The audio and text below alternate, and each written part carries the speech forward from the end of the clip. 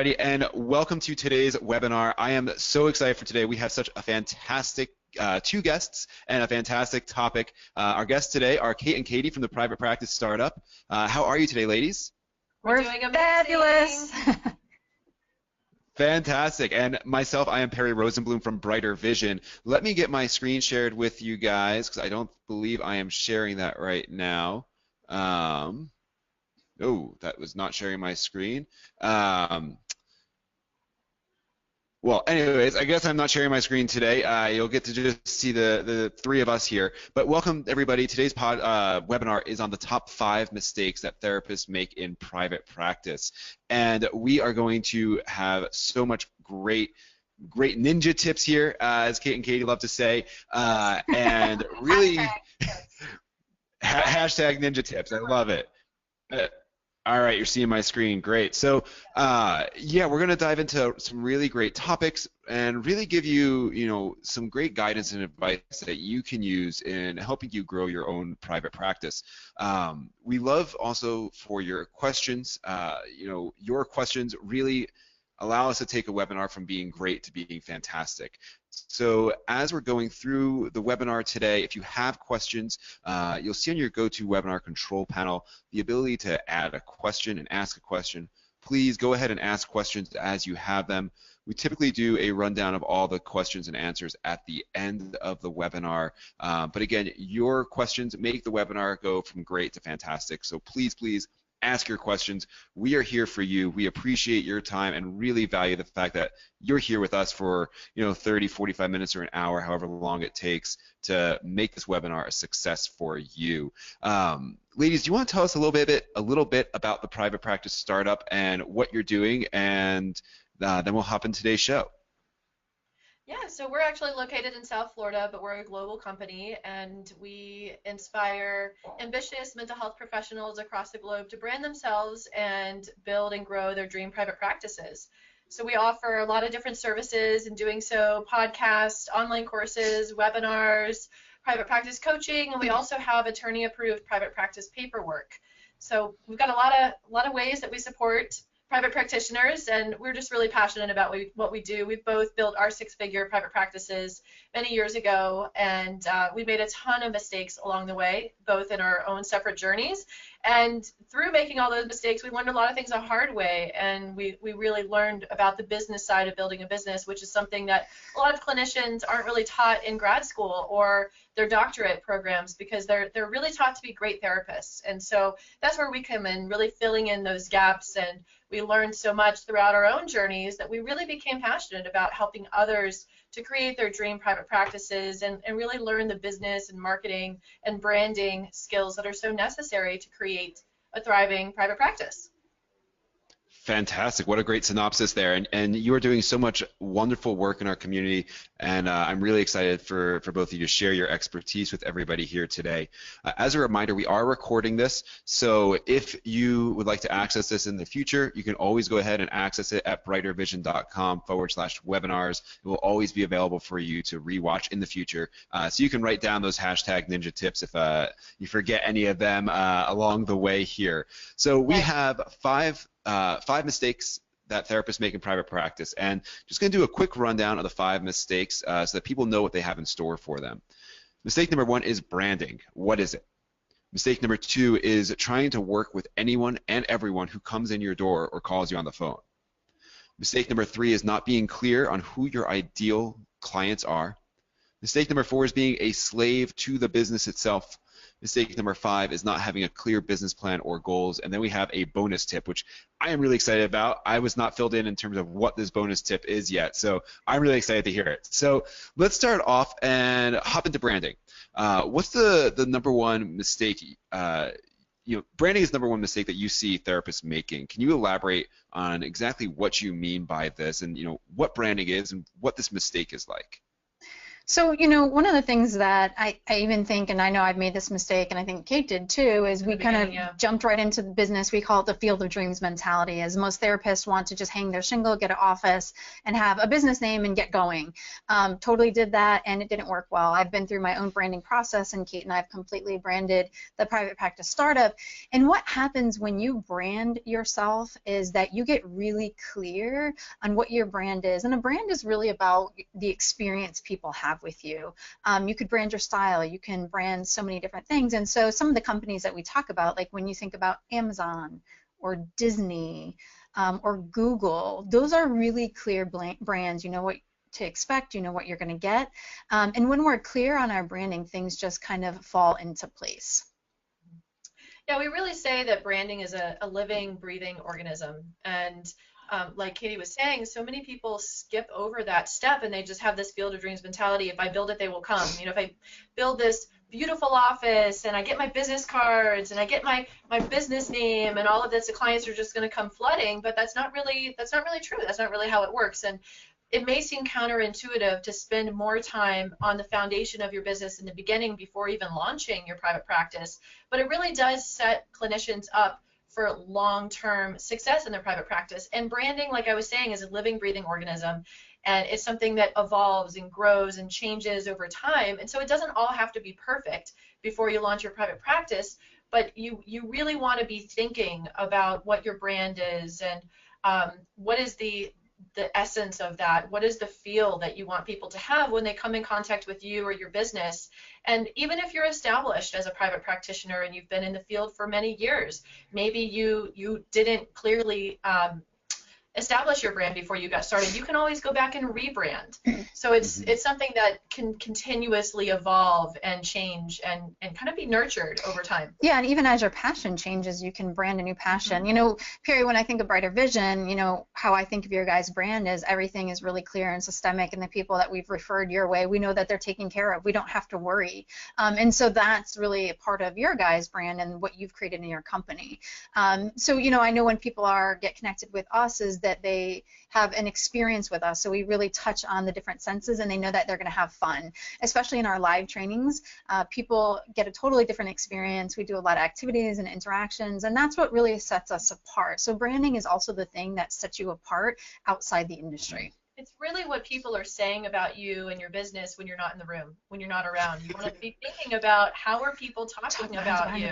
Yes, and what do you want them to be saying? You know, if you think about that and even think about what are the 3 words that you would want your clients and referral sources to say about your brand, to say about their experience working with you once they've been working with you, and if you can come up with those 3 different words that would describe that, you know, that's going to be something that you want to encompass in your brand. And it's interesting because I actually posted that in our Facebook group the other day, and it's not the words like, oh, I want my clients to feel safe and comfortable. No, it's something more like, oh my gosh, I felt like we were in the living room just chatting. So when I say that, like if that were my brand, I totally have a vision of how I would want to design my office, right? I would want to make it comfortable, like coffee, and you know, just make it like a living room, right? Or if my brand is fun and playful, that would also help me identify how I want to market and create my office. I know we could talk about branding forever, so I want to make sure we have time for all the tips. We could. Well, yeah, we definitely could. Well, I do want to chat. I think there's some really important specifics to touch on with branding, though. So a lot of times people think of branding as, well, it's my website, and your website is certainly a crucial element of your branding. And you know, at Brighter Vision, we work really closely with our clients to help them establish a brand identity if they don't have one already.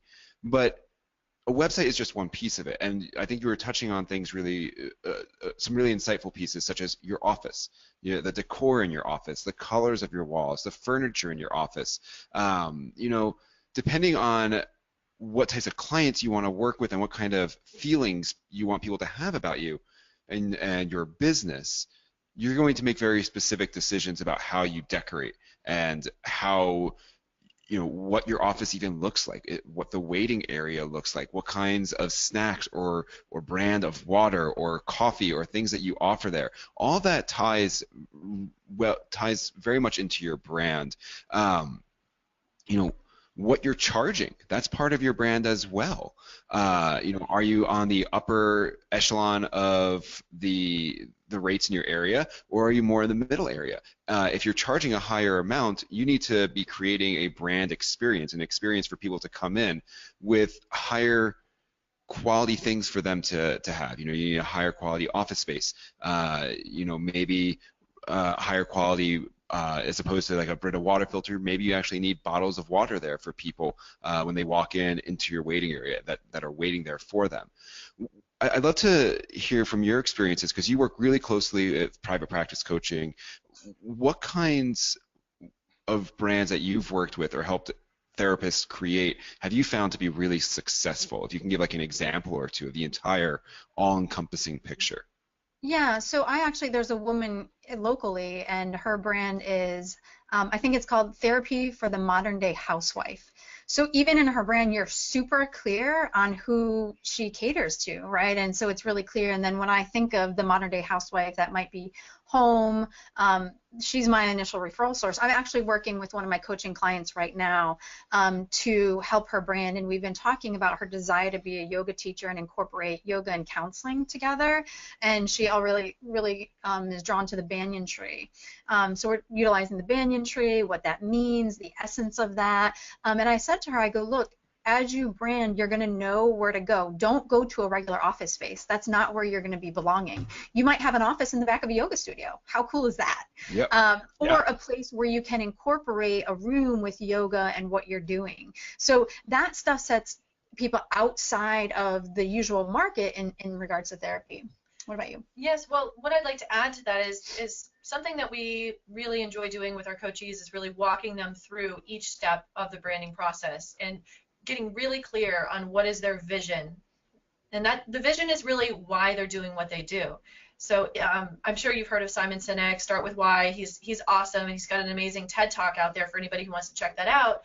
But really getting clear on what your why is, because that's what tends to your passion. That's why you're doing what you're doing. And when you know what your why is and you're really clear on that, then you want to focus on your mission, which is really how you fulfill your vision. So it's the how of what you do. So you want to incorporate several different services into your mission statement and really think that through, because that's really how you carry out the vision. So you want to be clear on your vision, you want to be clear on your mission, and then you also want to be clear on the culture of your company. Which a lot of people don't talk about, and just even big businesses don't even have that listed on their website, or they're discussed. Yeah, it's something that a lot of people skip over, and they think, oh, well, I'm a solopreneur, or I'm by myself in private practice. Why do I need to, worry about the culture of my company? It goes beyond that, because if you don't create your culture, your clients are going to create it for you. Other people will create it for you, and you don't want that to happen. You want to be very clear about your top values and the important aspects of the culture of your company. So that's something that we really walk people through and help them get very clear on those different aspects. And I know we're going to be talking about goal planning, and we actually have a goal planning worksheet. And some of the questions we ask to help people identify and begin the branding process and the vision process is, what is your 100-year goal? What is the legacy you want to leave behind, right? That's big, but that's vision. It's beyond us, right? It's beyond. Most people think kind of like the here and now. Well, in the next 5 years, I want to have 20 clients consistently and maybe do some groups and seminars. Okay, but that's the how, that's the mission, that's how you're going to fulfill. But like, we stretch people beyond what they already know is possible for themselves. And then that's where we go from. And when you're really clear on branding, like you had said, Perry, the rest flows. You know how to design your office. You know the colors to pick for your logo. You know your name. Your name comes easier than it did before. And there's just so many other aspects to that. Font and color also really give a feel. I just had a call with someone that said, I was looking at some couples' websites, because Kate and I have our full-time private practices as well. I was looking at some couples' website, and I just really liked how yours felt. So there's a feeling from looking at a website, and that's so essential. And I know that's what you guys excel at, and really making that brand come alive. Certainly, and I think it's a great segue into mistake number 2. Going with your example of the modern day housewife, therapy for the modern day housewife. She knows. I mean, that brand is just so perfect. That name is so perfect. Right away, you know who her ideal client is. You know if you are an ideal client of hers, and if you are, you're going to resonate with that name right away. You know where to go and reach your ideal clients, and you know everything about them. So transitioning into this next mistake is the second mistake is trying to work with anyone and everyone who calls. Why is this a mistake to do that? Well, a lot of therapists who are just starting out, they come from more of a position of scarcity. Oh my gosh, am I going to be able to pay the bills? Am I going to be able to fill my practice? Am I going to be able to, I can't turn anyone down. Am I going to be able to make a living while doing this? And so a lot of times what they'll do is they'll take every single call that comes in, yes, yes, yes, yes, yes, I'll see you. And those aren't going to be all filled with their ideal clients. So it's important to realize that there are plenty of clients to go around. There are. And when you're clear on who you're most passionate working with, then you're going to be able to strategically target your marketing efforts and start to build relationships with referral sources and really become that person in the community who's seen as an expert and a specialist in areas of working within your niche, whatever that might be. And people want to do business with people that they know, like, and trust. And so when you position yourself as an expert working with a particular niche, then you really become known as that, and you start to attract what it is that you're most passionate about. And when you're working with the clients that you really love, that's going to keep your passion alive. If you're working with a bunch of clients that you don't really love to work with, at the end of the day, you're going to end up feeling drained and not really tapped into doing what you love to do. So that's, being clear on your ideal client is a very important step. Yeah, one thing, an example I use in talking about like branding an ideal client is, I want you guys to think for a minute, when I say the words Frito-Lay, what do you think of? It's a chip company, right? So, they make, I don't know if Frito-Lay makes Doritos. I don't know, I thought of greasy potato chips. Yeah, you think so. So if Frito-Lay started making, I think of Fritos. Fritos, okay. So Frito-Lay started making toothpaste or pillows, you would probably find that pretty odd.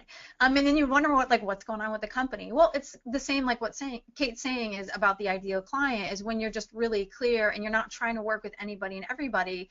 It's essential. Plus, if you're passionate about working with one person, they're going to feel your passion. It's going to be reciprocal. You're going to attend more trainings on that. You're going to get better. You're going to get more expertise.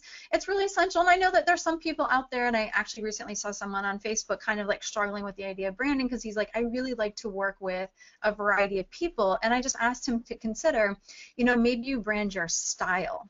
You might want to work with a variety of people, but maybe you have a certain style that people are attracted to, and that's okay too. Maybe I met this woman before. She's a play therapist, but she does play therapy with children from 3 all the way to 90.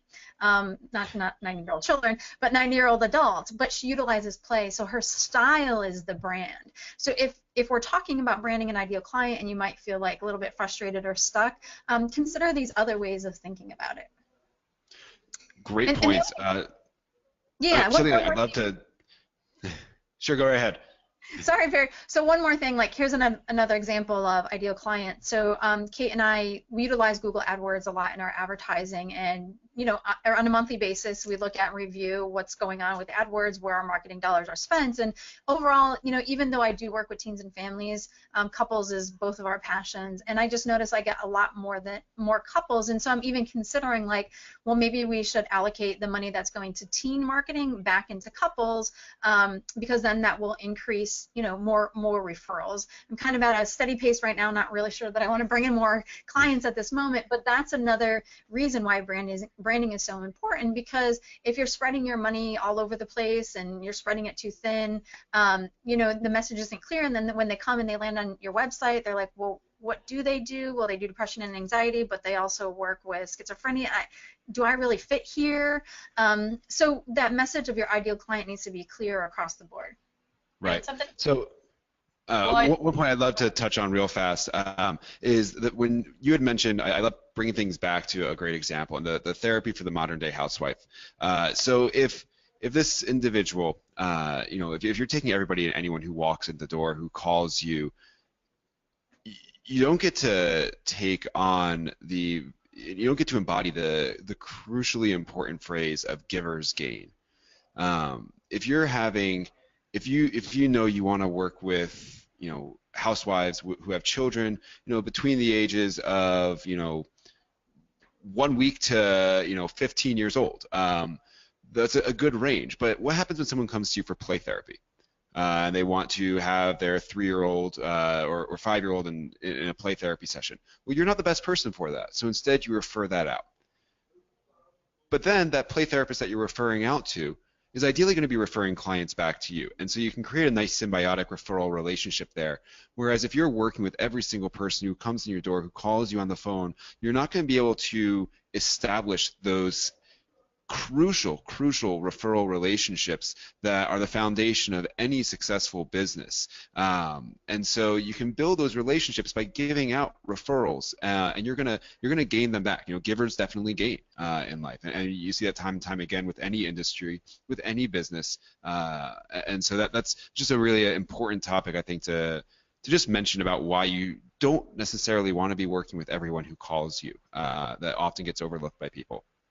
That's a great point. We see that all the time. Mental health professionals refer to other mental health professionals because not every therapist can see every client. Not every therapist is going to be the best fit for every client, and not every client is the best fit for every therapist. So really establishing those good referral relationships, those quality, mutually beneficial referral relationships with other clinicians in your area that specialize in different areas is a wonderful strategy. It's something that's great to do. Right, and even positioning yourself even further. So, like I said, Kate and I both work with couples. We both work with Affair and Betrayal, but a lot of people know me in the community as, oh, well, Affairs and Betrayal is Katie, right? And so I'll get those referrals because that's in people's mind. It sets me outside of the couples counselors population in a different way. And that really shows about how your brand evolved over time, because you didn't start out with that niche. No, Neither one of us did. But as we got further training and as we got further specialized, narrow that niche that we both have of working with couples,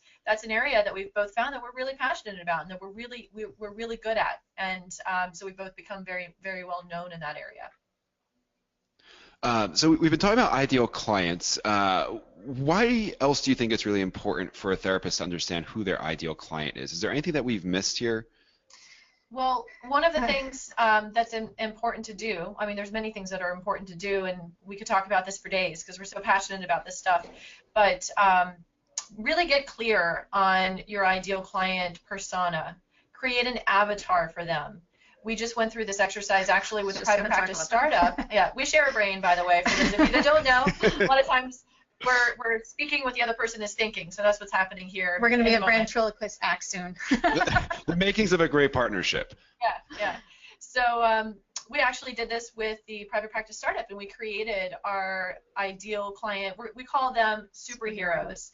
Yes, because therapists are superheroes and mental health professionals are our ideal clients. So we have Revitalized Roxy, we have Ambitious Annie, and Successful Simon. And so we went through, just to give you guys an example, we went through, what are their needs, what are their desires, what are their pain points, what do they value, what do they most value, what keeps them up at night, what's their age range, what's a day in the life of Revitalized Roxy look like. So you really want to get specific, and it's great to actually give them a name, to give them an image, and you want to think about where would Revitalize Roxy be seeking your services? Who would, if she were seeking services for a therapist, where would she be going? Would she be going to her primary care physician? Would she be talking to her gynecologist? Would she be talking to somebody at school for school-based counseling for her kids, or who would it be? So you want to position yourself strategically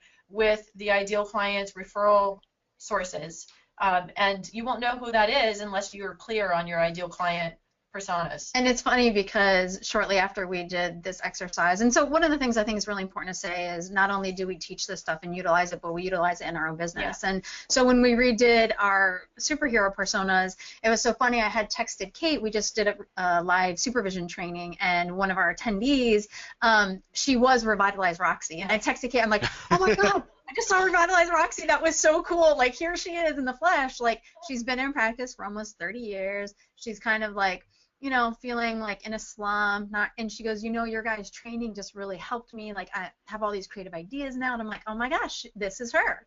And it was just really cool to see that. And so you'll begin to see your ideal client because you've already gotten clear on your vision. It's very much like the, you know, law of attraction. Right. Great topics, great points there. I love the exercise of creating an avatar for your ideal client. We have a pretty nice little resource for people as well on brightervision.com /ideal client, where you're able to sort of just go through a basic, you know, questionnaire to help you understand who your ideal client is and how to market to them. So if you guys haven't checked that out, please go ahead and do over at brightervision.com /ideal client. So everybody, we are about halfway through the top mistakes therapists make in private practice. I just want to remind everybody to please start typing in some questions as you have them. Your questions really make or break the webinar. We want to hear from you. We are here to provide as much value as we possibly can to you. So please let us know what questions you have, and we'll certainly answer them. So the fourth mistake is being a slave to the business. Tell us about this. We are so guilty of that. So one of the things, and you know, this goes along with this, is I just noticed someone in one of the Facebook groups had posted, like, it's been 4 months and I finally just paid myself. One of the top rules of money management is always pay yourself first. And whether that's $10, $5, $25, it's about the habit. And so again, going into business, you know, Kate and I love the book, The E-Myth. And so The E-Myth talks about the technician, the manager, and the entrepreneur. Unfortunately, many times as solopreneurs, or even people in general who go to business, they think, well, I can do this better, I could do this faster, I can, you know, create better systems, and we go into the business and we become slave to the business. Because before we were just a worker. We had a job, and now we're the worker, the manager, the entrepreneur, the advertiser, the marketer, the seller, the accountant, the web designer sometimes, right, Perry? Some people try to design their own websites. Unfortunately. Right. Unfortunately, yes, it's a very time-consuming thing. It is, and so much more. And what happens is, again, like a lot of our work with our coaching clients and a lot of the stuff that we do with Private Practice Startup is really there's this long time of foundation building. And with lifestyle business, it's essential. We really recommend that people get clear on the schedule that they want to have and the life that they want to have first, and then work everything in and out of that. I know recently, you know, with having both full-time private practices, the Private Practice Startup is a full-time company. I totally got this memo like really late in life. I don't know, like 26 years later, way late, that people don't have to work the weekends. Guilty. So I just stopped working weekends finally this year. Congratulations. As of last weekend. So you know, this is also a work in so progress. it needs to stick. We gotta make sure it actually sticks here. So 6 months later, I hope we're not on another webinar and you say that you just stopped working weekends again. I mean, I like to like do stuff at home, watching a movie or on the couch. That's fine. It doesn't feel like work to me. But direct service, I'm not doing direct service anymore. But even recently, as this year, is what I did is I sat down with a calendar. So I went to Word documents and I printed out a calendar and I drew out my current schedule as it is. And then I printed out another, you know, Word document, and then I drew my schedule as I desired it to be. So now not only do I have weekends off, so I think there was like 10 days off a month I had, but now I'm like at like 14. So I've even scheduled in what I call freedom days. And I actually have to scratch them out just so I know that nothing else goes there. But when you are clear, like I'm not working this time, or this is my self-care time, or this is family time, and you assure that nothing else goes in that place, is you'll find other ways to do things, whether it's outsourcing things, whether it's delegating it. You'll make your company work as long as you set your own boundaries and are stay in tune with it. And this is obviously something that also evolves with your business, because there's different phases to private practice development. And when you're first launching your private practice, there's going to be a lot of work, you know, and when you're trying to ramp up a business and grow a business, there's a lot of work. And there's, you know, the bootstrapping phase where you really have to kind of suck it up and plow through some stuff. And then as you start to get on your own feet a little bit more, you can start to outsource more things, delegate more things, and that creates a lot more freedom and flexibility in your schedule. And even as your needs change, I know for me, when I had a child, my needs changed completely, and I didn't want to be working 5 days a week seeing clients in private practice, and so I rearranged my business so that For Wednesdays, I don't see I don't ever see clients. So here we're doing a webinar in the office, and we had a podcast this morning with Melvin from Selling the Couch, and we have fun things that we can do, or I can spend a day with my son and my husband or whatever. But it's nice to be able to think about how you want your lifestyle to be with the things that are most important to you, like family, friends, travel, whatever it may be, and how can you make sure that you're building your schedule around that? Because if the clients really want to see you, they're going to make time in their schedule. If you're someone who's an expert in a certain area and they know that you're the authority on this topic, they're going to want to see you. They're going to make it happen no matter what. And just one thing to add, going back to what Kate was saying about assistants and things like that, again, going back to the huge, I think it's clear now, is like we really create a huge vision and then narrow it down. And so even as we talk about goal planning, I would even encourage you, if you're new in practice or if you're revamping your practice, is, don't wait to need an assistant. Think about, well, this is what I'm going to have an assistant do, or this year I'm going to outsource my accounting, or, I'm going to outsource this or delegate this and things like that, because it's essential. The other really essential thing is prepare that your business is going to grow, and actually create systems. So systems are essential. Like, if you're going to have someone do maybe your email marketing or your social media, create a system. What are you already doing? How do you do that step by step? Kate and I utilize a lot of screencasts. So we do a lot of videos on how to. It goes in our drive. So if Kate's an expert at something, she does a lot of technology stuff, but she's away, I can easily go into figure out how she did it and do it myself. And now that we have an assistant and we have our marketing volunteer, they do a lot of that stuff, but it's already been done and we've already demonstrated, so we put it in the drive and they can easily pick up on the system. So I just encourage you to think through what you're doing already, get it written down, and or do a screencast. Sheila, I know you had a question. I hope I put in the book E-Myth. That was the question that you had. I don't see it, but the name is E-Myth. Sarah may have gone ahead and answered Sheila as well. I'm not sure. Okay, cool. One topic on this, outsourcing can be such a challenging thing for solo and more experienced practices to really come to grips with. I can always do it better myself. I can always do it faster myself. And there are certain services you can outsource. Brighter Vision is there for your website design. You can use a practice management solution like Therapy Notes or Simple Practice to manage the overhead and maintaining of your practice. But then there's, so once you invest in those sorts of routines, figure $100 to $150 a month, maybe $200 depending on what your needs are, to get everything outsourced for those regular overhead expenses. I'd love to know what your opinion is on the number one regular task that a solo practitioner should outsource first that would reduce the most burden from them while it's still reasonable price-wise. Well, for me, I always recommend the technology stuff, because I have built at this point like 7 or 8 websites, and let me tell you, it is a life suck. It is a time suck. And if I could go back and relive my early private practitioner days, I don't think you were around at that point in time because that was over 10 years ago, but it would have been so amazing to have a company that I can pay $59 a month, right? Yeah. I can't tell you how many hours a month, and just let alone building a website from the beginning. So the technology stuff, if it's not your passion, if it's not your, if it's not a strength that you're already really good at and you don't love it, give it to somebody else, because for $60 a month, there's so much more that you could be doing with your time, and time is of value. Time is money, and with that time that you're wasting on the technology stuff or whatever it is for your practice, you can delegate that, outsource it to somebody, and it just frees up so much. It really does. Not to mention the amount of frustration that's involved in trying to figure out the tech issues. Yeah. So that's what about in terms of some other services? Like, would you recommend someone look into a bookkeeper or manage their books themselves, or maybe they should find an assistant to answer calls? Is there some other way to leverage time, outside of a Brighter Vision or a Simple Practice? What kind of services are out there that you would recommend therapists and things you can outsource that can allow you to stop being such a slave to your business? Honestly, you can outsource anything. You can look up Fiverr. There's people doing all sorts of stuff on Fiverr, Upwork.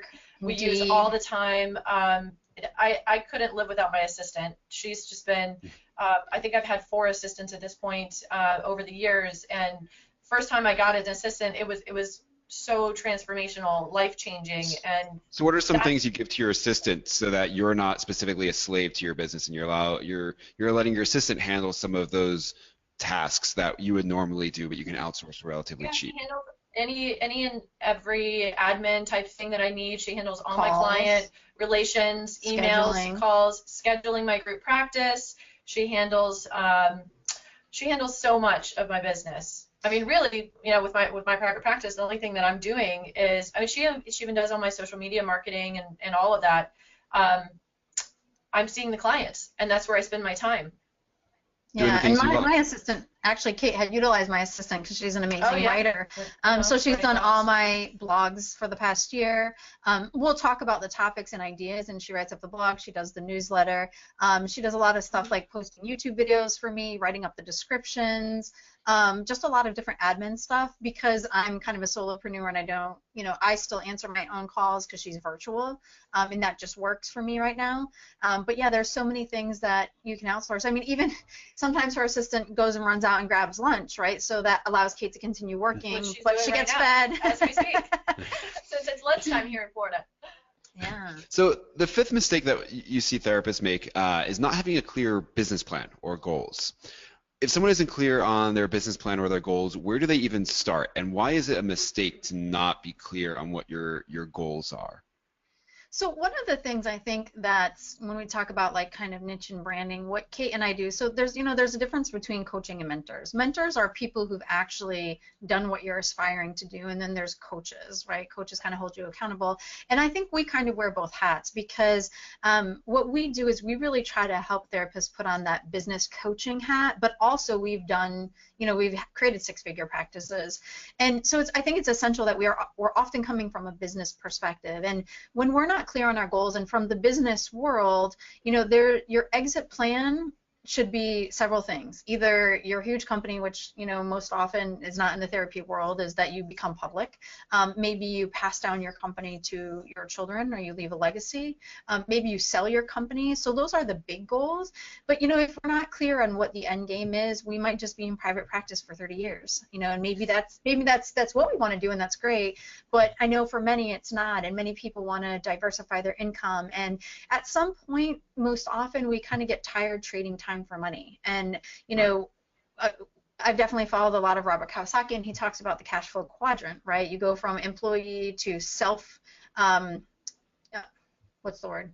Basically, you're a business owner, but you're still providing the service. So if you're no longer providing the service, then your company kind of goes down. Where a business owner owns a system, and the system works without the business owner there or not. So it's really essential of what it is that you want to do in 10, 15, 20, 25 years, so you're clear on your trajectory and how you're moving about that. When we talked with Melvin today on our podcast, we talked about diversifying your income. So whether it's podcasts or online courses or webinars, or maybe you create some type of workshop, but you teach other people how to do the workshop, and so you're still getting paid.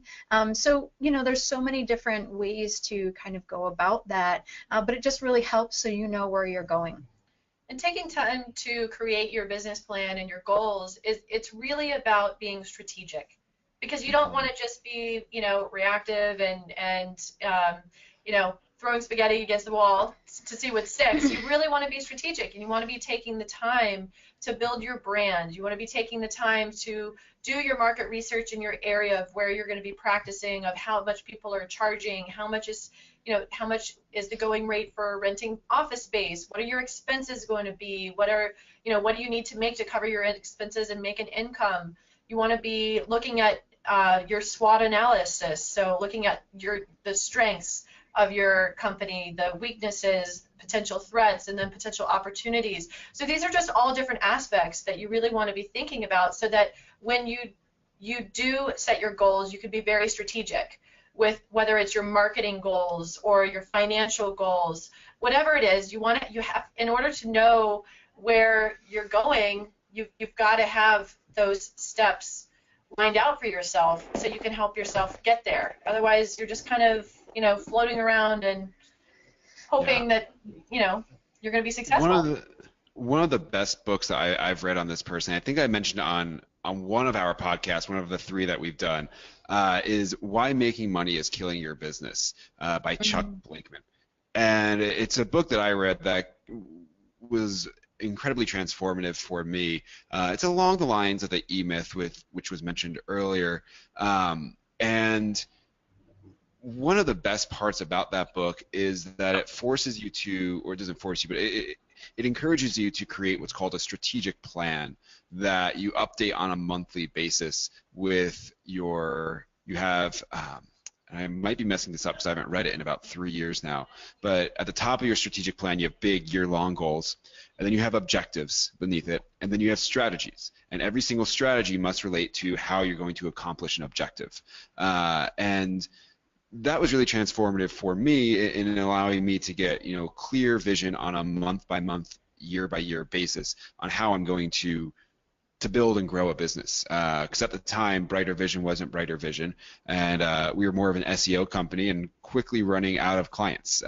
So I definitely recommend people taking a look at that book as well. I think I know I had recommended it to my mother-in-law, and it really helped her transform her private practice down in Jacksonville, Florida.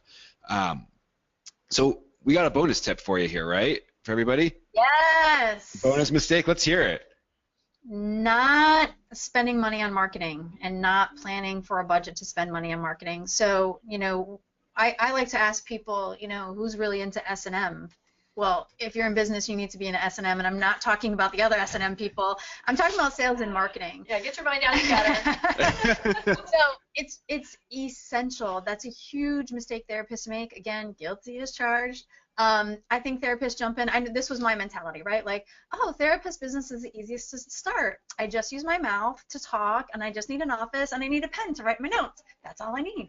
Yeah, no, well, you can talk to yourself maybe, but if you're not utilizing money to spend on marketing, you're probably not going to have a lot of clients unless you've already built a huge community-based, marketing. You're getting direct referrals maybe from certain places. There's different ways to do marketing, but the majority of people don't have a client base coming into private practice. So if you're starting private practice, or even if you're in private practice now, please allocate a certain amount of your income to really putting into your marketing. You might want to increase it. And the other thing to do is track and measure. We talk about the 80-20 rule, right? So that's Pareto's principle. And so you need to know what's working effective in your marketing. And if it's not working, tweak it or change it, or stop putting your money there because you're wasting money. I know that I think we both do, only use 2 sources of paid marketing, and that's it. Everything else hadn't worked for us, so there's just only 2 places we spend money. And what are those 2 places? For us, it's Psychology Today and Google AdWords. Yeah, that's what's worked for us. So for people who have not really been dedicating resources to sales and money, or sales and advertising, how do you go about doing that? Because there's lots of different stages of a business. Whether you're a new therapist and you're just getting started, whether you're 2-3 years in and maybe you have a full workload, or maybe you're still struggling to hit a full workload, or you're 20-30 years in and you're revitalized Roxy. Is that it? Thank you so much for talking about our superheroes. So there are different stages of a business, and oftentimes dedicating financial resources to sales and marketing is something people are very reluctant to do, or uncertain of how much to dedicate. What, in your opinion, is an effective way to determine how much you should dedicate to sales and marketing from a financial perspective? I mean, if you start small and you really break it down, making sure that you have a website is essential, because so many people are going online to make sure to look for therapists. So you want to make sure that you're easily findable online, that you're also easily findable in the community. And community marketing a lot of times is free marketing. So it's creating those referral relationships and really nurturing those over time with people that your ideal clients are going to be going to to ask for recommendations. So you have to first know who your ideal clients are, and then be strategic about who you're creating your community relationships with, and then nurturing those. That's pretty much free marketing. And then online, you've got the social media, which you can use social media accounts that would be good for your ideal clients that they might be finding you. I mean, sometimes now you have to put a Facebook ad budget and a little bit of money behind things, but you can get your social media set up for free.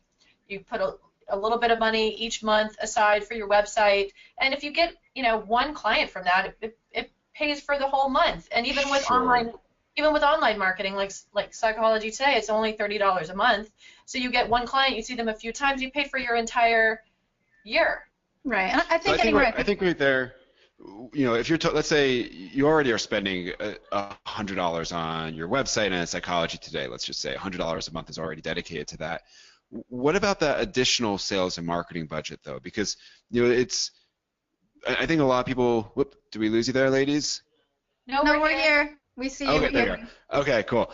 So I think a lot of times, I think a lot of the community has come to terms with the fact that I need a Psychology Today profile. That's one of the greatest referral sources that we see over and over again for all of our clients. And I need a website. And what avenue you go to get a website determines how much time versus financial that you're going to dedicate. But let's just say there's $100 a month being dedicated to just the basics of your sales and marketing. That's not enough though. Generally speaking, how would you determine to people listening to this webinar, they're like, okay, I want to be dedicating more to sales and marketing. I'm ready to finally move forward with that, which I've been more reluctant to do over the last 6 months, 6 years, 16 years, but I know I need to do it. What would you say to them to help them determine what a budget for that should be? Well, I would say, if you're spending $100 right now, right, and you have X amount of clients on average, I don't know, maybe say it's 6, right, but you want maybe 18, well, then I would say double your budget. I can't say enough about tracking and measuring though, right? So tracking and measuring is essential because you have to see what's working and make the adjustments. I think I've heard anywhere between 10 to 20% of your budget really should be marketing. Now, sales is something else, right? Sales is, and spend, also the other thing too, Perry, is investing in our own education, whether it's being on this webinar, listening to a podcast. I'm constantly investing in my own personal and professional development. And sales is one of those. The great thing about therapists is we're natural at selling. We sell change. So a lot of our skills, our natural ability and skills apply to being on the phone. But once we get that call on the phone, I remember I had to quickly change how I was on the phone, because I remember being on the phone and someone would call and say, this is what they would say: hi, do you take Cigna? No. Okay, thanks, bye. I'm like, well, that didn't work. So you quickly have to know and utilize your skills, also get education, because you can get a lot of leads, you can get a lot of calls, but if you're not able to solidify and get a client in your door, then we also have to look at sales. So you might have to spend money on your education on sales, but also you obviously need to drive clients to you to be able to have a client.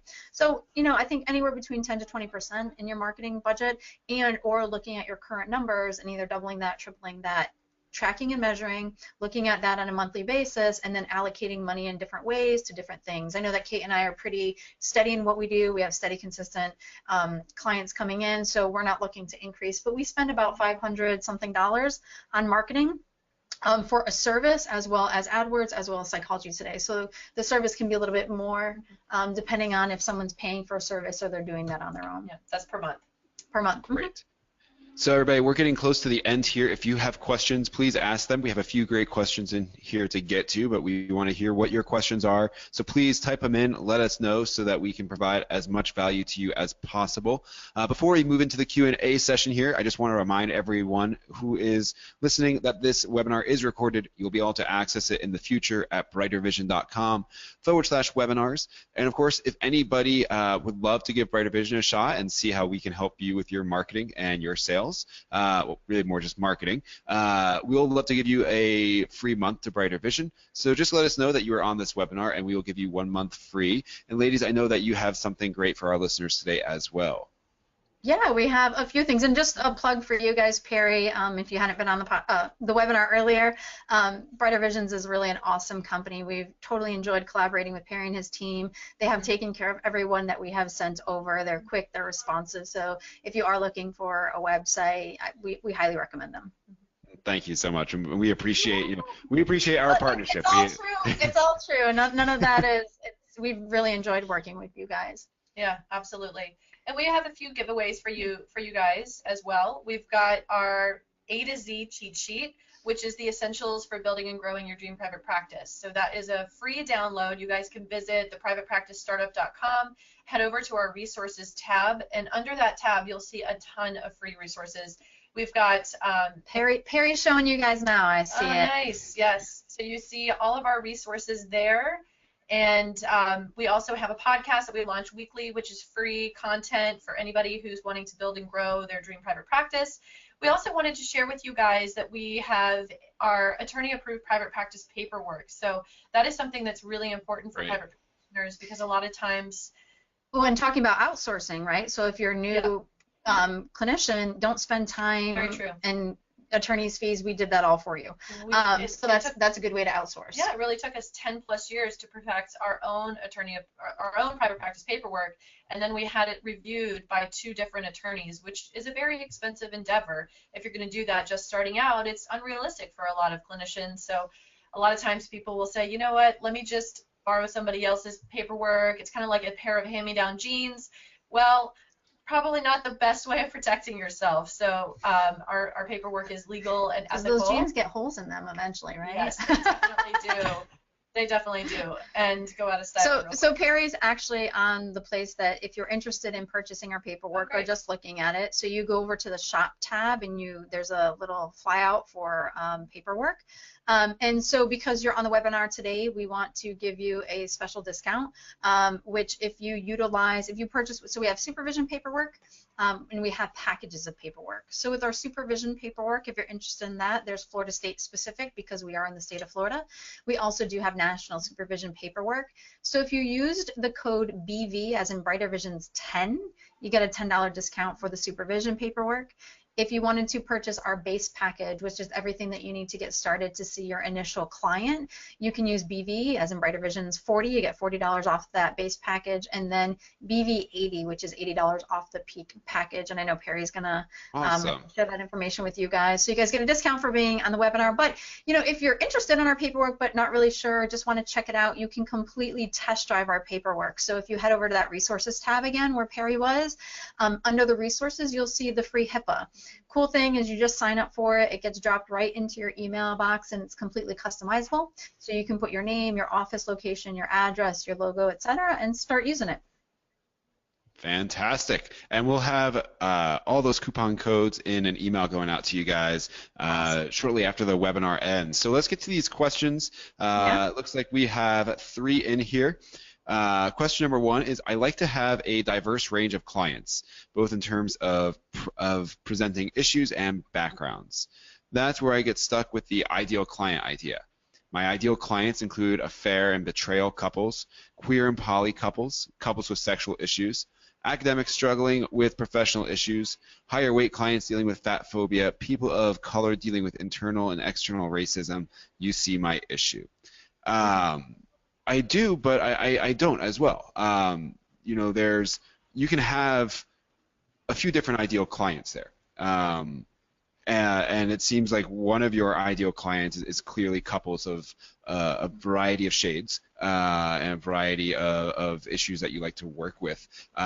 So I think having a branding and a messaging focusing on the work you do with couples and maybe how you approach them and how your therapeutic methods that you use with these couples is really effective would be a great way to help you brand yourself better.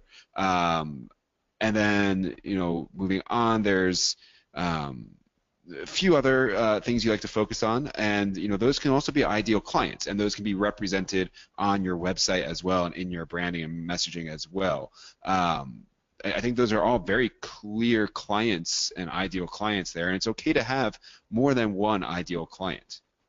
For sure. And one thing, I have my ideal clients are obviously couples, teens and families, and individuals. And so, my brand in my private practice is helping people communicate, connect, and create the lives that they long for and desire. And so that message is clear across all those three different populations. So with couples, we do a lot of communication and connection. Same thing with teens and families. But when individuals are coming in, individuals seek me because they're more interested in like kind of coaching. So I am still helping them communicate with those people and parties in their lives and connect and really create the lives they desire. So that message actually rings throughout all of those folks. So, Sheila, I might invite you to think about, what do these people have in common? What is it that you help them do overall? What experience or feeling do they have when working with you? What is your greater vision or goal for these types of people? I'm not really sure, so I'm just kind of throwing those questions out there for you to maybe kind of consider as you're thinking about them. And sometimes it helps to just kind of sit in like meditation or be quiet and just let the answers arise as you ask yourself those questions. But I think ultimately, Sheila, your question there and your issue here that you're presenting, it isn't as much of an issue as I think you might feel it is. I think it's pretty, like what you described right there is an ideal client, a few of them, and that's perfectly fine. But you know exactly who they are, you know how to reach them ideally, and you know how to work with them, and you're great at working with them. Next question is, what's the ideal client page that I mentioned? brightervision.com/ideal client 404 is out. Oops, it's actually ideal-client, but you can also access it on brightervision.com. If you scroll down, you'll see this free tools for therapists. If you click right here, that will take you to the appropriate page. After I finish up on the webinar, though, I will set it up so that the non-hyphenated version also ends up here as well. Sorry for any confusion there. Another question. I have an intern who's been frustrated with her Psychology Today experience. She says she doesn't get calls from it and blames it on Psychology Today offering therapists in order of how long they joined. Let me rephrase this. I have an intern who's been frustrated with Psychology Today. She says she doesn't get calls from it and believes that Psychology Today is putting therapists higher up if they've been with them longer. She feels she'll never be near the top, and we're in a saturated area, so she doesn't get referrals from there ever. Do you have tips from your Psychology Today experience that would help her get more of her ideal clients? I have a few thoughts, but ladies, do you want to go first on this one? Yeah, well, when you're listed as an intern, there's different options in Psychology Today. So they, in the state of Florida, you cannot advertise yourself other than a registered intern, marriage and family therapist, mental health counselor, or clinical social worker, or you're a postdoc intern for psychology. It's different. It's different from state to state, obviously. But there's licensed professional, there's licensed therapists, and then there's pre-licensed. So in Psychology Today, because she's an intern, she's probably being advertised as a pre-licensed professional, and maybe that could be something that is deterring people because they're seeing that she doesn't have a license. But with Psychology Today, I've never heard that complaint before. I've heard of many people being on there for long periods of time. Sometimes if you update your profile, it will cycle you back up to the top. So if you're keeping your profile active and updating your content there, it can kind of cycle you back up to the top. Yeah, Sheila, there's so much that's involved in marketing. I mean, these are a few questions I have. Number one, does she have a website? Most people want to look at you on your website, and then they might make a call from there. Number two, everything we've talked about today in branding. Number three, a lot of times people don't position themselves outside the market. They're right in the market. Number four, a lot of times people talk about their credentials and what they're doing rather than connecting with their ideal clients. I know that we had done a podcast with Good Therapy, so she might want to look at that, and it's really about ways to connect to your client. I know that Melvin's done a podcast on selling the couch from someone who I think said he made $10,000 from referrals from Psychology Today. That would be good.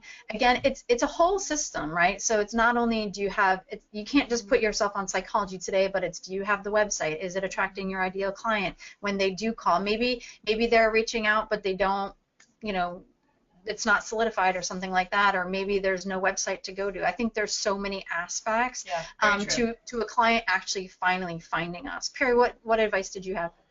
Those are all really great points there. One more to add on to that is the profile photo itself. Yes. You know, Yes. there are so many factors that go into Psychology Today's algorithm, just like Google's algorithm. If overall she is finding that it's not an effective marketing channel for her, or him, no, her, then, and they've split tested all the different possibilities, like you know, have they changed their language and their messaging on there? Have they changed the photo? Have they tried it a few different ways and they're still not seeing any clients come to them after about a year? Then it is possible that the market is just too oversaturated in that area on Psychology Today. I personally still would recommend keeping it up because it is just a marketing channel. You do need many marketing channels to grow a thriving business.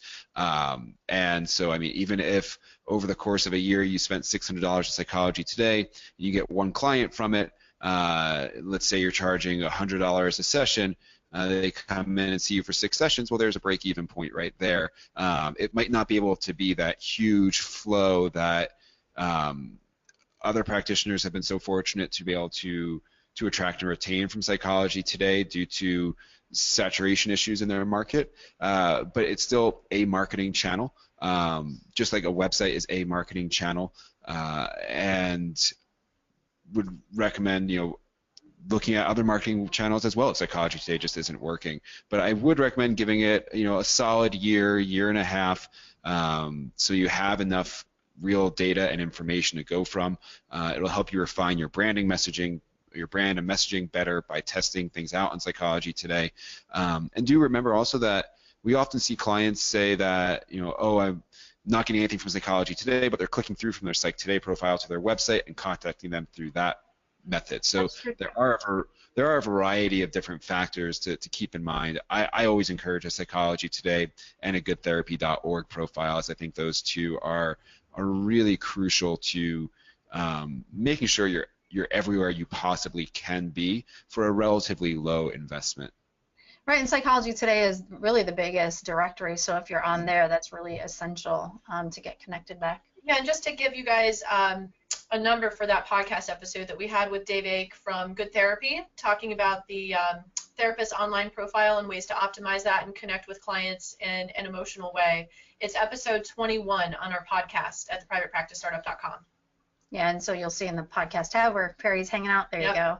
That's where you can find that, and that just might be helpful. And you know, as marketing changes, it's really a lot about like entertaining and connecting. It's not about I have this service or product, buy it, or come see me because I work with, you know, women who have depression. It's really connecting. It's being personal. It's sharing a story. It's telling your why. That's what really connects people. You know, it's funny. I got recently a flyer from Tires Plus, right, about an oil change, and I really loved what they did with their marketing. Is on one page it has a baby, and it says, "Would you forget to change me?" ? And I was like, this is an example of fantastic marketing. And then they say you're due for your oil change. Like that would just actually make me go there because I just appreciate good marketing, and I just thought it was a funny, cute way to connect because you're not expecting, you know, your tire oil change company to send you a postcard with a baby on it. So first it makes you stop and look. Because if it's just a tire, like, oh, I don't need tires or I don't need oil, you just throw it out. But it made me stop. So there's just so many cool ways to do marketing, and it can be a lot of fun. Some people don't like it, and that's where you want to outsource, but it can be a lot of fun. Well, that was fantastic. Thank you so much, Kate and Katie, for being on today, and thank you so much to everyone who dedicated their time to be with us today. You know, we put these webinars on for you. We're here to help you, and I hope everybody got as much value out of this as I personally feel like we provided. I think it was a fantastic webinar. Again, you will be able to access it at brightervision.com/webinars, and do check out the great work that these ladies are doing at theprivatepracticestartup.com. Get some free paperwork, check it out, and of course, if you'd like a free month with Brighter Vision to show you how we can help you grow your practice, please let us know, and we'll give you a free month to get started. That does it for today. Thank you, everybody, and have a wonderful rest of your week. You too. Awesome. Thanks so much, Perry. Bye, everybody. Thanks for being with us today.